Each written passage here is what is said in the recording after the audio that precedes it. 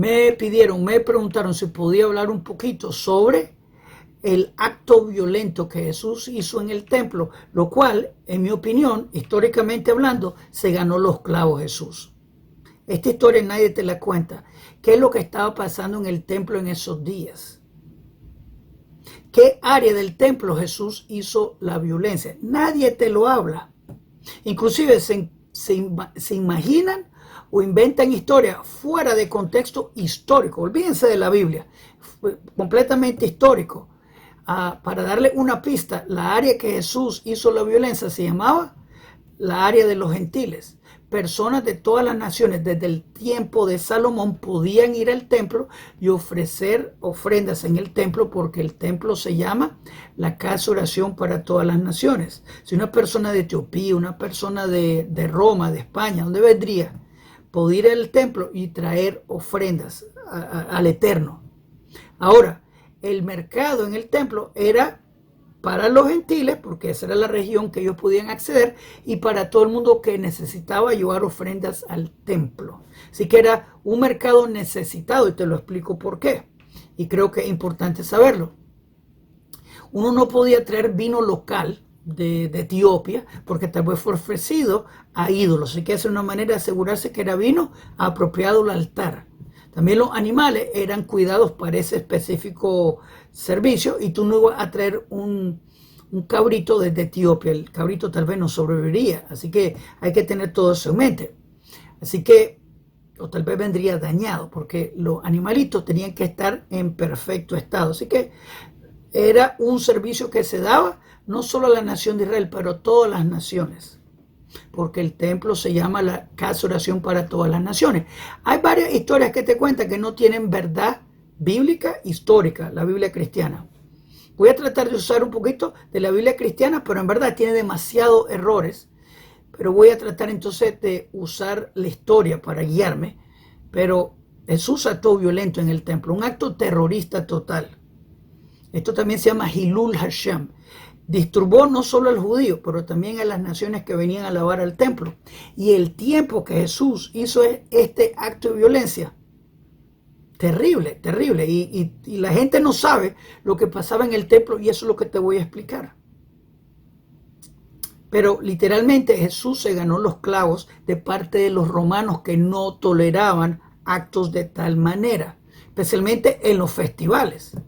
Vamos a hablar un poquito de eso. Y esto es con amor a todo el mundo, no con maldad a nadie. Solo que hay mucha gente que inventa mucho, y en verdad mi deseo, mi corazón es ver mis hermanitos descendientes de los Anusim, descendientes de los sefarditas que fueron raptados, que regresan. También los hermanos de las tribus perdidas que han sido esparcidos y asimilados a las naciones. Mis hermanos israelitas que están asimilados, es hora de regresar. Y ese es mi deseo, y por eso hago estos videos. Y obviamente que la luz de Torah ilumine a todo el mundo, la luz de verdad, que todo el mundo conozca al Creador, porque el santo templo se va a llamar, porque eso viene pronto, la casa de oración para todas las naciones. Todos juntos, Salmo 67, todos juntos vamos a adorar al Creador en el santo templo. Así se llama, la casa de oración para todas las naciones. Vamos a aprender un poquito de eso. Vamos para allá.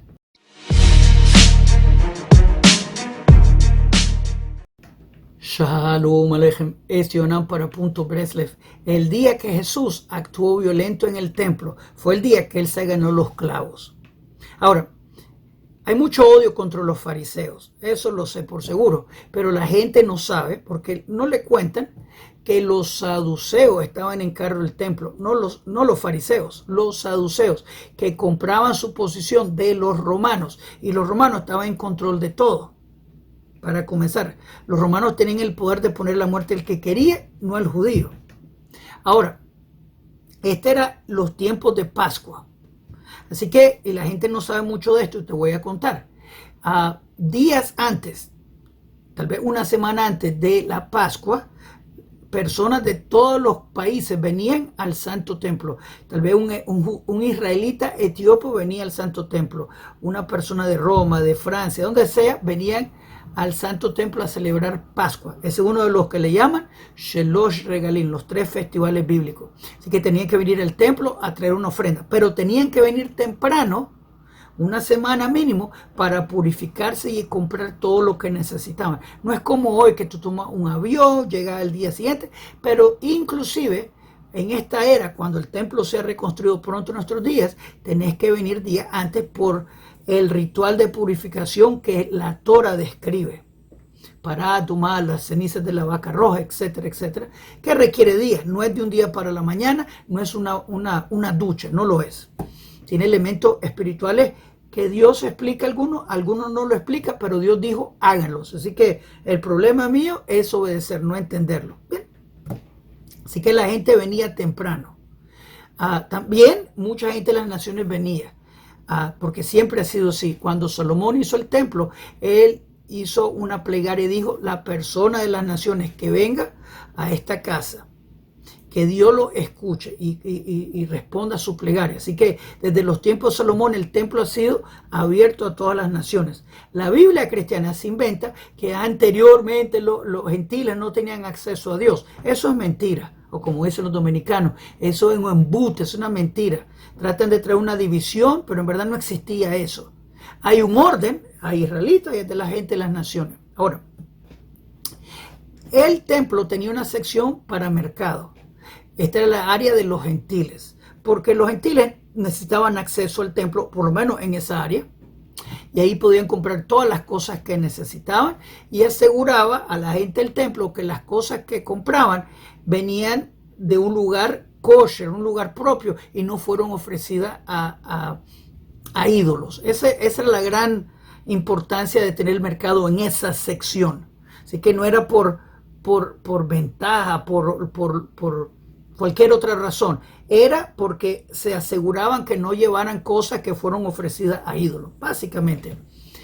Así que llegaba gente de todos los países a ofrecer, a alabar al Creador. Eso pasaba. Desde los tiempos de Salomón a los tiempos de la segunda era, cuando fue el templo derribado eventualmente, lastimosamente. Y así que la Biblia cristiana, cuando inventa que los gentiles no tienen acceso, ahora sí con el sacrificio humano, eso tiene menos sentido bíblico que cualquier otra cosa. Sacrificios humanos en la Biblia es prohibido. Te lo dice muchas partes de la Biblia, Deuteronomio, te lo dice Jeremías, te lo dice Ezequiel. Ezequiel 18 ocupa un capítulo entero sobre ese tópico. Nadie muere por los pecados del otro, cada uno muere por sus pecados, sacrificios humanos prohibidos. Así que te lo dice la Biblia hebrea muchas veces. Los paganos hacían eso, no la Biblia hebrea. Dios prohibió eso. Okay. Así que la gente venía de todos los países, judíos y no judíos, a alabar al Creador, y especialmente en Pascua, porque como ya dije, esta es parte de los Shelosh Regalim, los 3 festivales bíblicos. Pascua, Shavuot y Sukkot. Vienen a Pascua una semana antes y comienzan a prepararse, comprar comida, poner una tienda para la familia. Es bastante ocupado. Así que el templo estaría repleto de gentiles y personas israelitas de todos los países del mundo, de Israel, de todos lados. Ahora, de acuerdo a la Biblia cristiana, Jesús llega a Jerusalén unos días antes. Bueno, está cerca de Jerusalén. Él anda podrido, obviamente, esos días, porque cuando está por llegar a Jerusalén un día antes, se pone a pelear contra un arbusto. Te lo dice la Biblia cristiana. Literalmente, Jesús se peleó con un árbol, un árbol de figo, como le quieran llamar, árbol de higo, perdón. Él se pone a pelear con ese arbusto, y el texto te dice, no era temporada de la fruta, igual se peleó, porque no tenía fruto. Te hago una pregunta a ti, si tú ves a tu líder espiritual peleándose contra un arbusto, y sabes que no es temporada del fruto, ¿qué pensarías de esa persona? Creo que nada positivo, sinceramente no lo veo positivo yo. Problemas mentales, pensaría yo. Bien, así que Jesús ya anda podrido en esos días. Entra, obviamente, la entrada triunfal, que es una de las historias favoritas de la Biblia cristiana mía. ¿Por qué? Porque entra, están celebrando tabernáculos, están celebrando Hoshana Rabbah, que queda en octubre, septiembre-octubre. Hoshana Rabbah es el último día de tabernáculos, pero es 4 días antes de la Pascua. Y la Pascua queda en abril y mayo. Así que la persona que escribió esta historia no sabe de la Biblia, nunca se le ha dado ningún festival bíblico. Obviamente no era judío. la persona que haga tremendo error, escuchó los festivales, pero no tiene la menor idea, creo que ni siquiera leyó la Biblia hebrea. ¿Cuál es su opinión de eso? Tremendo error. Esa persona leyó la Biblia. En verdad me sorprende el error, que es monumental. Voy a repetirlo. Jesús entra 4 días antes de la Pascua, celebrando Hoshana Rabbah, que es el último día de tabernáculos. Tabernáculos es septiembre-octubre, Pascua es abril y mayo. No hay forma de arreglar eso. Totalmente, ese es un error monumental. Es que es terrible. Obviamente la persona no sabe de la Biblia y tal vez inyectaron esta historia. He estado yo postulando una idea que la persona que escribió la Biblia cristiana puede ser que sea un judío que fue raptado y lo ordenaron a escribir y puso todos estos errores para desviar al judío que sabe Torah. Y una de las personas que puede ser posible es Josefos. La misma historia que pasó, fue con la Corán, que fue escrita por un judío, y él también puso errores a propósito. Por ejemplo, Miriam, la hermana de Moisés, es la mamá de Jesús en la Corán. Así que la persona que sabe Torah, no. Esta es la misma historia, que uno se queda, wow, ese home run, lo tiraron la pelota afuera y se fue al otro estadio y le pegaron otro pelotazo y es que es escandaloso. Bien, así que Jesús entra 4 días antes de la Pascua celebrando tabernáculos. Ahora, llega al templo y obviamente, como ya dije, anda podrido. Y se pone a pegar latigazos a la gente, voltear las mesas y bueno, un acto de violencia total. Obviamente te podés imaginar si tú venís de México como gentil y ves este desorden entre judíos. Ahora, el mercado no era libre de problemas, obviamente, como todo mercado, pero se soluciona porque hay una historia en el Talmud sobre un problema en el mercado y llevaron a la corte judía este problema y lo resolvieron. No era un acto de violencia, especialmente que no le tocaba a Jesús. Tal vez estaba de desacuerdo con el mercado, pero no era para actuar en violencia. Él también podía haber ido a la corte judía porque hay historias en el Talmud que las personas fueron a la corte por injusticias que ellos encontraron en el mercado. Así que no sería raro, pero literalmente, y yo lo he dicho anteriormente, Jesús creo que era un celote. Jesús dijo, yo no vine a traer paz sino guerra. Que el verdadero Mesías, aparte de que viene de Judá, David, Salomón, que Jesús no lo es, él es hijo de adulterio, su mamá casada con José salió embarazada de otro, está escrito en su Biblia, Mateo 1:18, Juan 8:41 le recuerda a Jesús que él es hijo de adulterio, y Jesús nunca lo niega, y le dan una pista, o tal vez nos dan una pista, en Juan 8:48, que su papá es samaritano, porque acusan a Jesús de ser samaritano, y tampoco lo niega. Así que Jesús no era Mesías, pero el Mesías no le toca hacer este desorden violento total. Pero bien, así que, y no lo mataron porque era un gran trabajador de milagros, porque el trabajo mesiánico no es eso. El verdadero Mesías no hace milagros. Tiene el profeta Elías que va a hacer esos milagros. Ahora, Malaquías, el penúltimo verso de Malaquías, o el último, perdón, dice que la venida del Mesías va a traer reconciliación entre padre e hijo. Jesús dice lo opuesto, no vine a traer paz sino guerra. Guerra contra hijo, contra padre. Jesús le dice a Pedro, vende tu ropa, cómprate una espada. Y Lucas 19 dice, el que no cree en mí, que me lo traigan frente de mí y me lo decapiten. Así que Jesús no hablaba con paz, como la gente me dice, la paz de Jesús. Inquisiciones, cruzadas, holocausto, que fueron las palabras de Jesús interpretadas por Martín Lutero, el gran reformista cristiano, que escribió el libro famoso que se llama Los judíos y sus mentiras, que fue la guía de Hitler. Así que las palabras de Jesús o las acciones de Jesús no inspiraron a nadie paz. La gente me dice, pero tanta gente cree en Jesús, la religión más grande. Sí, la religión más grande por la espada. Superaron Islam por seguro. Por seguro, históricamente superaron Islam. Todos los indígenas en Latinoamérica fueron forzados por espada, no por el amor de Jesús. Pero bien, regresamos a los eventos del templo. Así que viene Jesús, hace el desorden,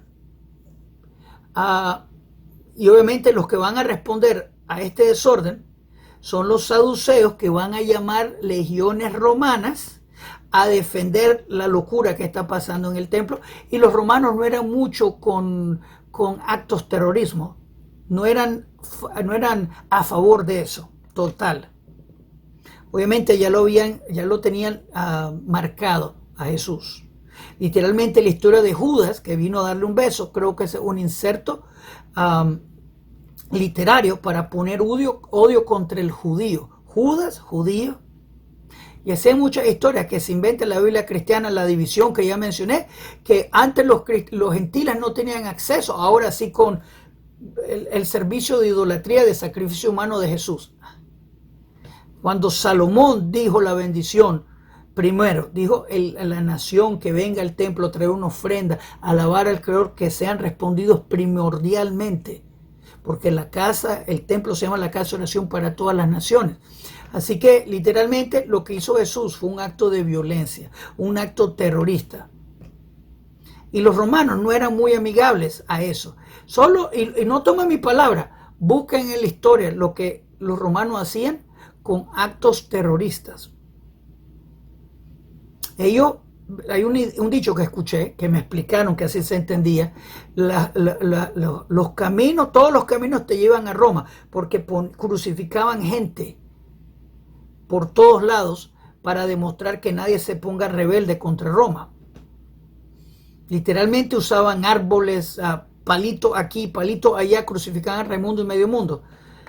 Y era para la gente que actuaba como terrorista, literalmente. Y bueno, el acto de Jesús de purificar el templo, tal vez lo tenemos que ver como los palestinos. Ellos ven como un acto heroico, pero la persona de Torah lo ve como acto terrorista. Y obviamente lo que me preocupa más fue el Hilul Hashem, que es el deservicio que hizo en el templo, porque toda esta gente está preparándose para Pascua. Y viene este Jesús a hacer el desorden y bueno, viene a disturbar la gente de todos lados del mundo. Judíos de Persia, judíos de Francia, judíos de España, judíos de donde vendrían, israelitas de todas las partes del mundo. Personas de las naciones que venían a servir al Eterno fueron disturbadas. ¿Cuánto tiempo tomó para recobrar el servicio del templo? Tal vez medio día, tal vez un día entero. Pero ¿cuánto dinero hizo perder? Ok, antes de continuar, quiero darle bienvenida a todos los nuevos. Repórtense de dónde están viendo, díganos cómo le estamos ayudando. También quiero que por favor le hagan me gusta a este video y se suscriban al canal, que le hagan clic a la campanita para que le contemos cuando los siguientes videos en este canal vengan. Es importante. También quiero invitarlos a las clases de la Biblia. Estudiamos la Biblia hebrea todas las noches a las 8 de la noche hora de Toronto. De domingo a jueves estudiamos la Biblia hebrea, que es la raíz hebrea de la fe. La estudiamos del hebreo, la traducimos al castellano con sus comentarios, donde todo el mundo está bienvenido a aprender la Biblia hebrea con nosotros. Tenés que estar suscrito para comentar, pero todo el mundo está bienvenido. Así que suscríbanse al canal, dale me gusta el video, compártenlo en su grupo, únanse al proyecto de aprender la Biblia hebrea. El que aprende la Biblia hebrea vive menos engañado. Así que hagan clic, clic, clic. ¿Cuántos servicios? Gente que vine a tiempo para hacer mi preparación. Y este hombre, actuando en bipolaridad, ¿se acuerdan que peleó contra un árbol? Es un acto bipolar. Vino a disturbar su día, a arruinar todos sus planes que una persona tiene. No, eso no es correcto. Esa es la historia de Jesús ganándose los clavos, en resumen. Obviamente los romanos lo encontraron culpable y lo clavaron, los saduceos lo entregaron. Mira, aquí está Los fariseos no tienen que ver nada con eso porque no tienen que ver con el templo. Obviamente una persona recta de Dios, sea un fariseo o cualquier otra persona, se enojaría con eso. Pero ¿qué le pasa a ese hombre? ¿Quién le dio autoridad? ¿Qué está haciendo? ¿Por qué le está pegando a la gente? Eso es pecado. Eso es un asalto a la persona y es un deservicio en el templo. Pérdida de tiempo, un montón de gente, que eso es robar. Robarle el tiempo a una persona es robar. Terrible, terrible. Sin maldad, con amor a toda la creación. Esa es la historia que les quería contar. Si piensan que me faltó algún punto, escríbanme aquí abajo. Shalom Aleichem, Kol Tuv.